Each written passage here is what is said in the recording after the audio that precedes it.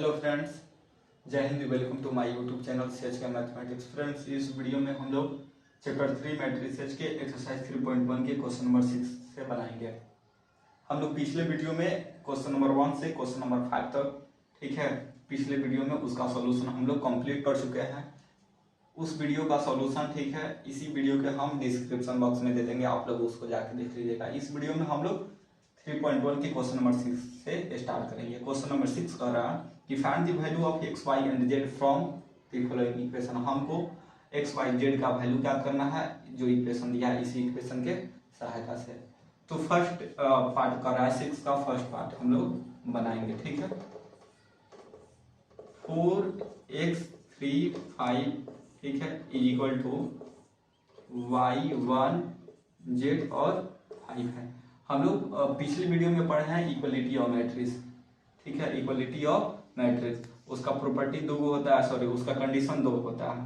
First condition क्या होता है कि they have are same order, मतलब दोनों मैट्रिक्स का जो ऑर्डर होना चाहिए सेम होना चाहिए। तो इसका भी ऑर्डर 2x2 का है और इसका भी ऑर्डर 2x2 का है, ठीक है। तो इसका ऑर्डर तो आपस में बराबर है। तो इसका ऑर्डर जब आपस में बराबर हो रहा है तो जो गिवन जो मैट्रिक्स होगा, ये फर्स्ट मैट्रिक्स है, ये सेकेंड मैट्रिक्स, ये दोनों मैट्रिक्स का जो करस्पॉन्डिंग एलिमेंट होगा ये भी इक्वल होगा। मतलब जो जिसके स्थान पे होगा उसी के स्थान वाला एलिमेंट जो होगा एक दूसरे के इक्वल होता है।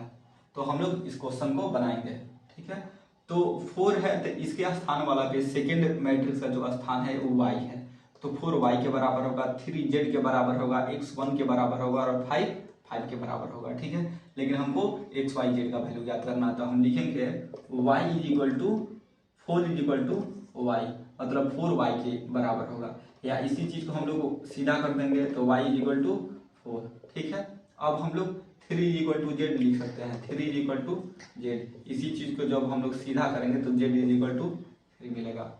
अब यहाँ पे लिखेंगे x is equal to 1, x is equal to 1, ठीक है। अब लिख देंगे यहाँ पे, सो इसलिए, ठीक है, x is equal to 1, y is equal to 4 और z इज इक्वल टू कितना है 3। यही x और y और z का वैल्यू हो जाएगा, ठीक है। अब हम लोग क्वेश्चन नंबर सेकंड बनाएंगे। तो क्वेश्चन नंबर सेकंड थोड़ा सा बड़ा हो जाएगा, इसलिए क्वेश्चन नंबर सेकंड को हम अभी रहने दे रहे हैं। आगे सेकंड से पहले हम लोग क्वेश्चन नंबर थर्ड को बनाएंगे। तो क्वेश्चन नंबर थर्ड को हम लोग आगे बना के उसके बाद से क्वेश्चन नंबर सेकंड को इसी वीडियो में हम लोग बनाएंगे। तो क्वेश्चन नंबर सेकंड को यहाँ पे हम लोग लिखेंगे x plus y plus z, x plus z y plus z, ठीक है, इज इक्वल टू 9 5 और 7 है। इसका भी ऑर्डर 3x1 का है, इसका भी ऑर्डर 3x1 का है। तो जब सेम ऑर्डर है तो ठीक है, दोनों मैट्रिक्स का जो करस्पॉन्डिंग एलिमेंट होगा वो भी इक्वल होगा। तो चूंकि यहाँ पे 3x1 ऑर्डर है, इसका मतलब क्या होगा कि 3 रो है और 1 कॉलम है। इसमें भी 3 रो है और 1 कॉलम है। तो जो x plus y plus z is equal to होगा वो 9 के इक्वल होगा, x प्लस जेड 5 के इक्वल होगा, y प्लस जेड 7 के इक्वल होगा। तो यहाँ पे लिखेंगे हियर, ठीक है, x plus y is equal to z is equal to 9, equation first इसको मान लेंगे। x plus z is equal to 5, इसको इक्वेशन सेकेंड मान लेंगे, ठीक है। And y plus z is equal to 7, इसको इक्वेशन नंबर थर्ड मानेंगे। अब इक्वेशन फर्स्ट और सेकेंड और थर्ड को जब हम लोग सॉल्व करेंगे उस कंडीशन में हमको x और y और z का वैल्यू निकल जाएगा। तब हम इस तीनों इक्वेशन को जब हम लोग इसको हल करेंगे तो इन तीनों इक्वेशन को हम लोग बारी बारी से सॉल्व करेंगे, तब हमको x, y और z का वैल्यू निकलेगा। तो यहाँ पे लिखेंगे, देखिए यहाँ पे x plus y plus z is equal to 9, मैंने तीनों वेरिएबल अमाउंट का जो ऐड है वो 9 है, जो योगफल कितना है 9 है। तो यहाँ पे x plus z is equal to 5 है। तो हम x और z का, ठीक है, x और z की जगह पर 5 लिख देंगे, ठीक है। आप तो 5 प्लस वाई हो जाएगा, मतलब कि इक्वेशन सेकंड का वैल्यू जब हम इक्वेशन फर्स्ट में रखेंगे तो इस कंडीशन में हमको y का वैल्यू निकल जाएगा। या y और प्लस जेड, y और z के बदले, y और z के बदले हम क्या लिख देंगे 7 लिख देंगे। तो इस कंडीशन में भी हमको x का वैल्यू निकल जाएगा, ठीक है। तो हम लोग यहाँ पे लिखेंगे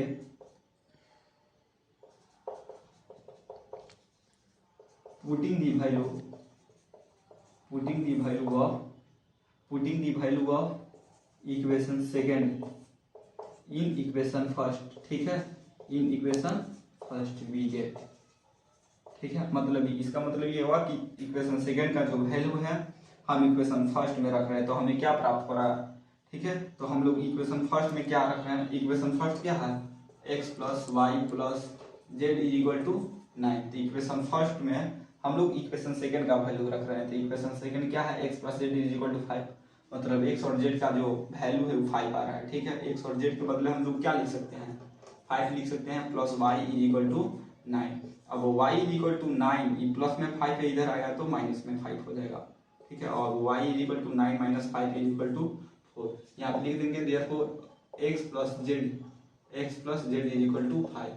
ठीक है, तो चूंकि x प्लस जेड के बदले हम लोग 5 लिख रहे हैं, तो यहाँ पे y बचेगा x, और जब x और z के बदले हम 5 लिख देंगे तो प्लस 5 होगा, y प्लस 5 plus y is equal to 9। अब y is equal to 9 plus में 5 इधर आएगा तो माइनस में 5 हो जाएगा। अब y इज इक्वल टू 9 में से 5 को घटाएंगे तो यहाँ पे 4 आएगा। ठीक है, तो यहाँ पे 4 आ गया। अब हम लोग जब y का वैल्यू यहाँ पे रख देंगे इक्वेशन थर्ड में जब हम लोग y का वैल्यू रखेंगे तो किसका वैल्यू निकलेगा, z का वैल्यू निकलेगा। तो यहाँ पे लिखेंगे, ठीक है, putting the value of y in equation third we get equation third क्या है, y plus z is equal to 7 है, y plus z is equal to 7 है। y का वैल्यू कितना निकला है, 4 is equal to 4 plus z is equal to 7, z is equal to 7 plus में 4 यहाँ पे आएगा तो माइनस में 4 यहाँ पे लिख सकते हैं। ठीक है, अब जेड इज इक्वल टू 7 में से 4 को जब हम लोग घटाएंगे सब्ट्रैक्ट कराएंगे तो क्या होगा, 3 होगा। तो यहाँ पे हमको जेड का भी वैल्यू निकल गया। अब बताइए y का वैल्यू निकल गया, जेड का वैल्यू निकल गया। इक्वेशन फर्स्ट क्या है, x plus y plus z. ठीक है, तो यहाँ पे हम जब इक्वेशन फर्स्ट में y और z का वैल्यू रख देंगे तो x का वैल्यू निकल जाएगा, या इक्वेशन सेकंड में, ठीक है, x प्लस जेड है, तो यहाँ पर भी इक्वेशन सेकंड में भी हम केवल z का यदि हम लोग वैल्यू सब्स्टिट्यूट कर देते हैं, प्रतिस्थापित कर देंगे, रख देंगे, तो इस कंडीशन में हमको भी x का वैल्यू निकल जाएगा। हम किसी भी इक्वेशन में दोनों में से किसी एक मान को रख के हम लोग x का वैल्यू निकाल सकते हैं। ठीक है, तो हम लोग इक्वेशन सेकंड में, ठीक है, इक्वेशन सेकंड में हम लोग रखेंगे इसका वैल्यू, जेड का वैल्यू, तब ना x का वैल्यू निकलेगा। तो यहाँ पे लिखेंगे putting the value of Z in equation first we get. ठीक है, putting the value of Z in equation first we get. तो putting the value of Z मतलब जेड का वैल्यू जो है इक्वेशन सेकंड में रखेंगे। इक्वेशन किस में रखेंगे, इक्वेशन सेकंड में रखेंगे।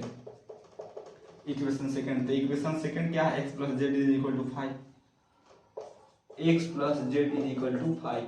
अब x प्लस जेड का वैल्यू कितना आया है, 3 is equal to 5, x is equal to 5 plus में 3 इधर माइनस में 3, x इज इक्वल टू 2। यहाँ पे तीनों का मान आ गया, x का भी वैल्यू निकला है, y का भी वैल्यू निकल गया और z का वैल्यू निकल गया। यहाँ पे लिखेंगे so x is equal to 2, y is equal to 4 और z इज इक्वल टू कितना है, 3 है। x y और z का वैल्यू निकल गया। अब हम लोग इसी वीडियो में क्वेश्चन नंबर सेकंड को देखेंगे, तब तक इसको आप लोग उतार लीजिए, या स्क्रीनशॉट लेना चाहते हैं तो आप लोग स्क्रीनशॉट ले सकते हैं।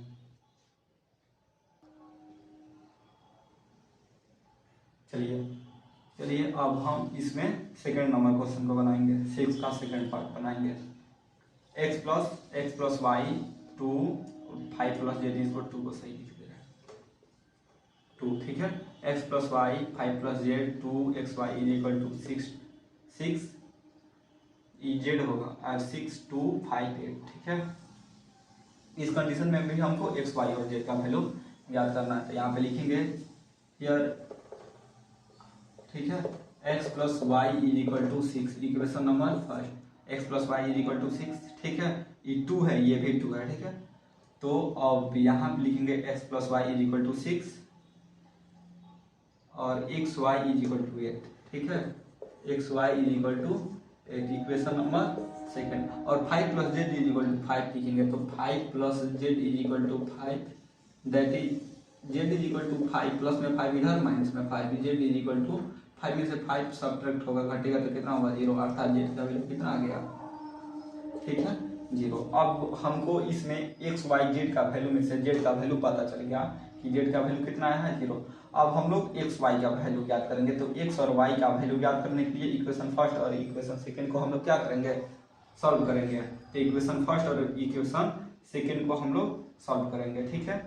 तो यहाँ पे लिखेंगे from equation first, from equation first we get x plus y is equal to 6 है, तो यहाँ पे हम लिख देंगे y is equal to 6 minus x plus y is equal to 6 है तो y is equal to 6 minus x हो जाएगा। अब y का वैल्यू कितना आया 6 माइनस x है, इसको हम लोग इक्वेशन नंबर थर्ड मानेंगे। इक्वेशन नंबर क्या मानेंगे, थर्ड मानेंगे। अब लिखेंगे पुटिंग दी वैल्यू ऑफ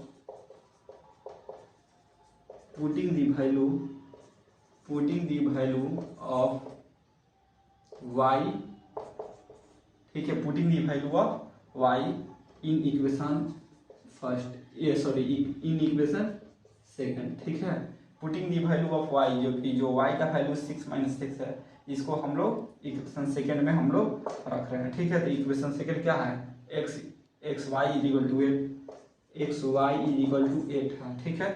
तो x है तो x और y की जगह पर हम लोग क्या लिख सकते हैं 6 minus x is equal to 8, ठीक है। अब यहाँ पे इसको हल करेंगे, लिख देंगे चूंकि y इज इक्वल टू क्या है 6 माइनस x है, ठीक है 6 माइनस x, चूंकि y is equal to 6 minus x है इसलिए y की जगह पर हम लोग 6 माइनस x लिखे हैं।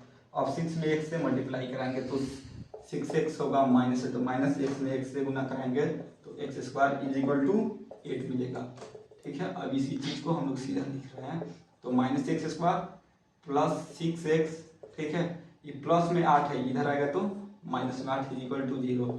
यहाँ पे जब हम माइनस को कॉमन ले लेंगे तो एक्स स्क्वायर माइनस 6x और प्लस 8 इज इक्वल टू 0। जब माइनस को कॉमन लेंगे तो ब्रैकेट वाला जो सिंबल होगा वो बदल जाता है, ठीक है। या x square minus 6x plus 8 is equal to 0, x square minus, अब हम लोग 6x को लिख सकते हैं माइनस 4x माइनस 2x, ठीक है, प्लस 8 इज इक्वल टू 0। अब ये दोनों में x कॉमन लेंगे, ठीक है। तो यहाँ पे x कॉमन लेंगे, इसमें 2 कॉमन लेंगे, यहाँ पे x कॉमन लेंगे तो x माइनस 4 होगा, ठीक है। माइनस 2 कॉमन लेंगे तो यहाँ पर भी x minus 4 is equal to 0। तो क्वाड्रेटिक इक्वेशन चूंकि ये बन रहा है, ये कौन सा इक्वेशन बन रहा है, क्वाड्रेटिक इक्वेशन, क्योंकि इसका जो मैक्सिमम पावर है, ठीक है, वो 2 है, इसलिए इसको क्वाड्रेटिक इक्वेशन बोलेंगे। तो क्वाड्रेटिक इक्वेशन में पेयर 2 का लगता है, पेयर कितना का लगता है 2 का, तो x माइनस 4 दोनों का कॉमन है, ये दोनों पेयर में है तो दोनों पेयर के बदले हम लोग x माइनस 4 लिखेंगे, ये दोनों के बदले x माइनस 4 और x माइनस 2 और ये x माइनस 2 है तो x minus 2 is equal to 0, ठीक है। देन तब x minus 4 is equal to 0 करेंगे, then x minus 4 is equal to 0 तो x इज इक्वल टू 4 और x minus 2 is equal to 0 तो x इज इक्वल टू 2, ठीक है। तो x का वैल्यू भी 4 आया, y का x का वैल्यू 2 आया। तब यहाँ पे हम लोग, ठीक है, यहाँ पे हम लोग यदि लिख सकते हैं क्या, जो x का वैल्यू यहाँ पे निकला है 4, तो हम लोग यहाँ पे इक्वेशन थर्ड में जब हम लोग x का वैल्यू निकले रखें पुट करेंगे तो y का वैल्यू निकल जाएगा, ठीक है। तो हम लोग इसको पुट करेंगे लोग, ठीक है। या x का जो वैल्यू है हम इक्वेशन फर्स्ट में भी रखेंगे तो अभी क्या निकलेगा, उसका वैल्यू निकल जाएगा। तो मान लीजिए कि at x is equal to 4 रख रहे हैं, ठीक है, at x is equal to 4 from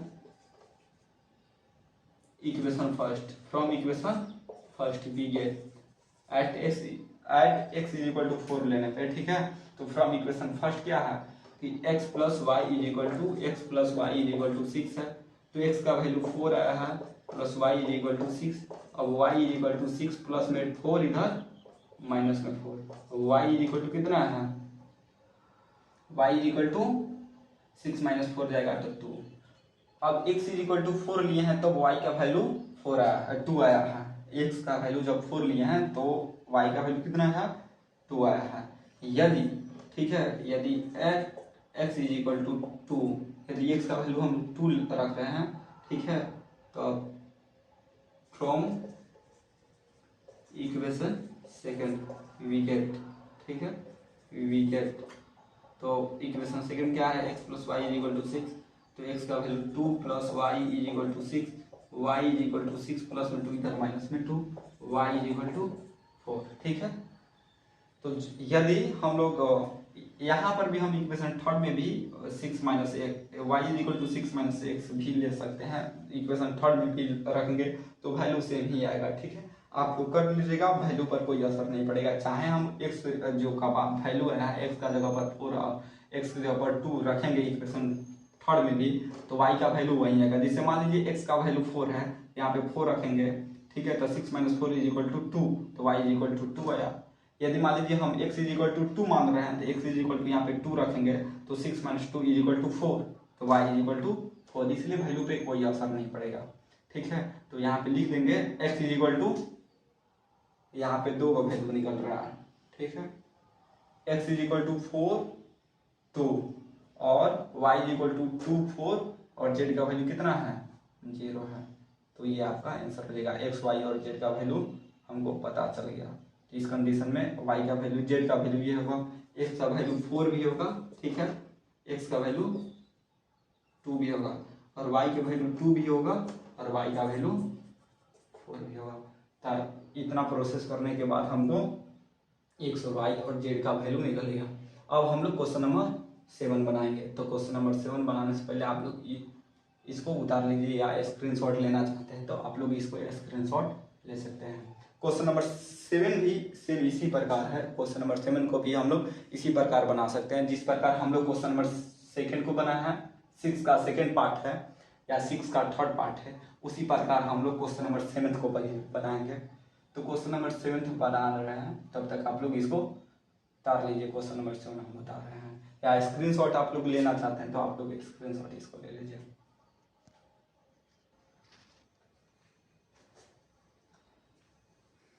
अब हम लोग क्वेश्चन नंबर 7 बनाएंगे ठीक है। Find the value of A B C and D. इस क्वेश्चन में हम लोग ए बी सी डी का वैल्यू फाइंड आउट करना है फ्रॉम द इक्वेशन, इस इक्वेशन से ठीक है। तो A minus B is equal to कितना हो जाएगा -1 हो जाएगा, 2a minus B is equal to 0 हो जाएगा, 2a plus C is equal to 5 होगा और 3c plus d is equal to 13 होगा 13 होगा। तो इसमें 4 इक्वेशन होंगे, चारों इक्वेशन के साथ से हम लोग ए बी सी और डी का वैल्यू ज्ञात कर सकते हैं। तो हम लोग यहाँ पे लिखेंगे ठीक है, here e minus B is equal to -1 equation number first ठीक है, 2a minus B is equal to 0 equation number second, 2a plus C is equal to 5 equation number third, and 3 plus C is equal to 3 plus c plus d is equal to 13 equation number 4, equation number इसको मान लेंगे 4। अब देखिए हम equation first और second को जब हम लोग हल करेंगे, इक्वेशन फर्स्ट और इक्वेशन सेकेंड को हल करेंगे ठीक है, तो ए और बी का वैल्यू निकल जाएगा। जब ए और बी का वैल्यू निकल जाएगा तब हम लोग इक्वेशन थर्ड में ए का वैल्यू रखेंगे तो सी का वैल्यू निकल जाएगा, और जब इक्वेशन 4 में हम लोग जब सी का वैल्यू रखेंगे तो इक्वेशन 4 में डी का वैल्यू निकल जाएगा। तो सबसे इसमें कॉमन सॉल्यूशन क्या हो रहा है ठीक है, सबसे पहले इसमें कॉमन सॉल्यूशन क्या हो रहा है कि इक्वेशन फर्स्ट और इक्वेशन सेकेंड को हम लोग सॉल्व करेंगे। तो इक्वेशन फर्स्ट और इक्वेशन सॉल्व को हल करेंगे, ये a minus B is equal to -1 और 2a minus B is equal to 0 को हम लोग क्या करेंगे सॉल्यूशन करेंगे। तो यहाँ पे लिखेंगे ठीक है, from equation first and equation second we get, देखिए इस इक्वेशन 1 में ठीक है हम लोग मल्टीप्लाई 2 का कराएंगे, जब इस इक्वेशन फर्स्ट में हम लोग मल्टीप्लाई 2 का कराएंगे तो 2a minus 2b is equal to -2 होगा ठीक है, ये पूरे टर्म में ठीक है, लेफ्ट हैंड और राइट हैंड दोनों में इक्वेशन A1 में हम लोग 2 से मल्टीप्लाई कराएंगे तो 2a minus 2b is equal to -2 होगा, और इक्वेशन सेकेंड को हम लोग वैसे ही लिख देंगे तो 2a minus B is equal to 0, ठीक है। और इसको क्या कर देंगे हम लोग घटा देंगे, तो घटाएंगे मतलब कि सब्ट्रैक्ट कराएंगे, ठीक है। तो माइनस, ये माइनस है तो प्लस, ये है माइनस, अब ये प्लस माइनस कैंसिल हो जाएगा, ठीक है। अब 2b, ठीक है, माइनस 2b अब माइनस अब plus b is equal to minus B is equal to, यहाँ पे हो जाएगा -2, यहाँ पे क्या होगा -2 होगा, ठीक है। अब माइनस से माइनस क्या हो जाएगा, कैंसिल हो जाएगा, b इज इक्वल टू 2 होगा। अब b, यहाँ पे b इज इक्वल टू 2 आ गया, तब b का वैल्यू हम लोग इक्वेशन फर्स्ट में रखेंगे। तो यहाँ पे लिखेंगे putting the value of b in equation first we get, putting the value of b in equation first we get. तो हम लोग b का जो वैल्यू है इक्वेशन फर्स्ट में रखेंगे। तो a minus B is equal to -1 है, a minus B is equal to क्या है -1 है। तो a minus B is equal to -1 है, तो b की जगह पर हम लोग 2 लिखेंगे, ठीक है। तो a माइनस बी के इक्वल क्या होगा, 2 होगा, इज इक्वल टू -1। अब a इज इक्वल टू -1 -2 है, तो इधर आएगा +2, a is equal to -1 + 2 is equal to 1। अब a इज इक्वल टू 1 आ गया, b इज इक्वल टू 2 आ गया। अब हम लोग इसमें इक्वेशन थर्ड में है, ठीक है। इक्वेशन थर्ड में ये 2a + c is equal to 5 है। तो इक्वेशन थर्ड में यदि हम लोग a का वैल्यू यहाँ पे पुट कर देंगे तो c का वैल्यू निकल जाएगा। तो यहाँ पे लिखेंगे putting the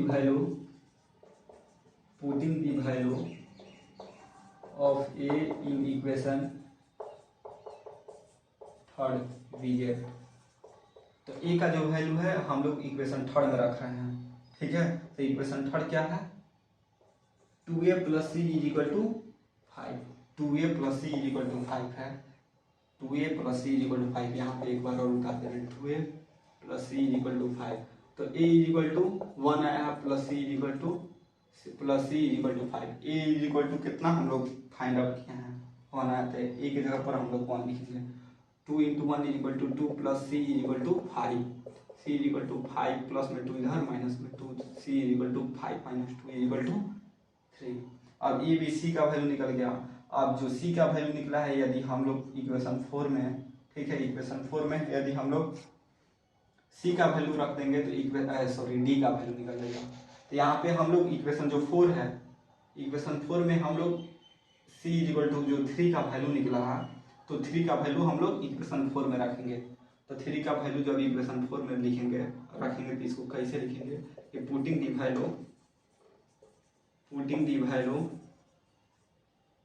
value of c in equation 4 we get, ठीक है। अब इक्वेशन 4 क्या है, 3c + d is equal to 13, 3c + d is equal to 13। तो 3c इज इक्वल टू कितना है, 3 है, तो 3 + d is equal to 3 3 9 + d is equal to 13, d is equal to 13 plus में 9 इधर में माइनस में 9 हो जाएगा, d is equal to 13 - 9 is equal to 4।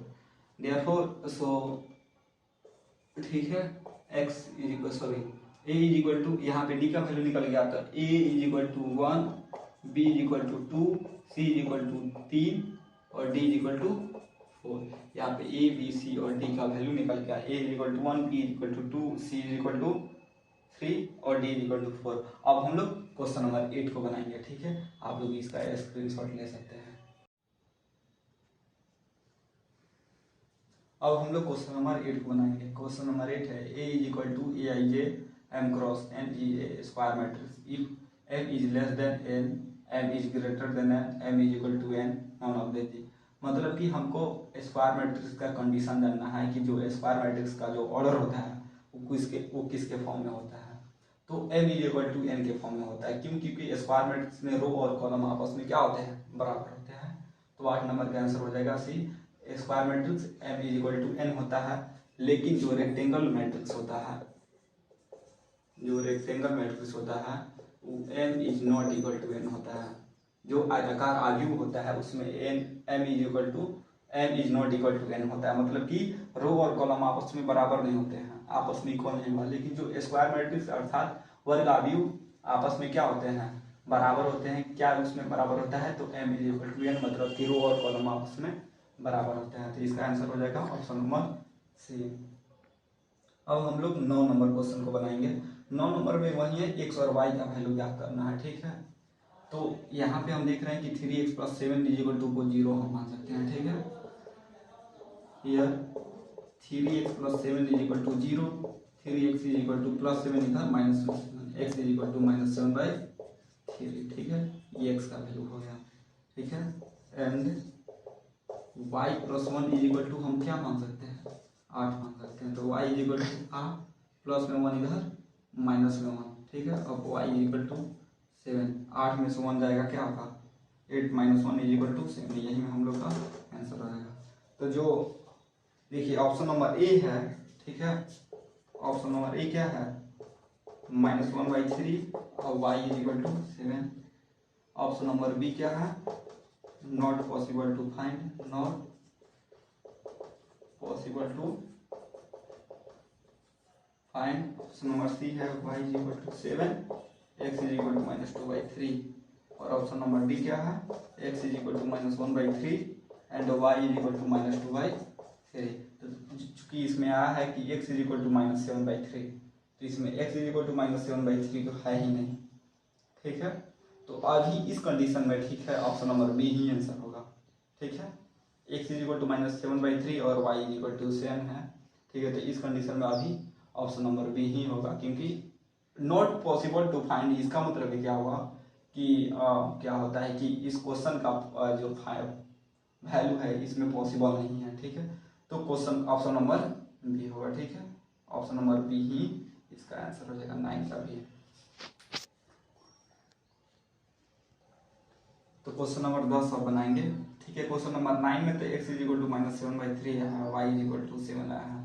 इसका नॉट पॉसिबल टू फाइंड होगा, क्योंकि x का जो वैल्यू है -7/3 और y = 7 है। ए बी सी डी में कोई नहीं है, तो इसमें not possible to find answer होगा, ठीक है। लेकिन एग्जाम में यदि इस तरह का आएगा तो ये वाला आंसर होगा, तो मिला लीजिएगा कि किस ऑप्शन में इसका x और y का वैल्यू दोनों इक्वल हो रहा है। क्वेश्चन नंबर 10 है कि the number of all possible matrices of order 3x3 with each entry 0 या 1, मतलब कि किसी भी मैट्रिक्स में यदि कोई ऑर्डर 3x3 है, यदि उसमें हम प्रत्येक का एंट्री 0 और 1 से करेंगे तो उसका ऑर्डर क्या होगा, ठीक है। उसका number of the all possible matrix क्या होगा, ठीक है। तो आप लोग इसको बनाइएगा, इसका आंसर आप लोग हमको कमेंट में बनाइए, ठीक है। कमेंट में बताइएगा इसका आंसर क्या होने वाला है, ठीक है। तो हम लोग इस वीडियो में, ठीक है, 3.1 का एक्सरसाइज 3.1 के क्वेश्चन नंबर 6 से क्वेश्चन नंबर 10 तक हम लोग बनाए हैं। अगले वीडियो में हम लोग 3.2 को बताएंगे, ठीक है। आप लोग इसको उतार लीजिए।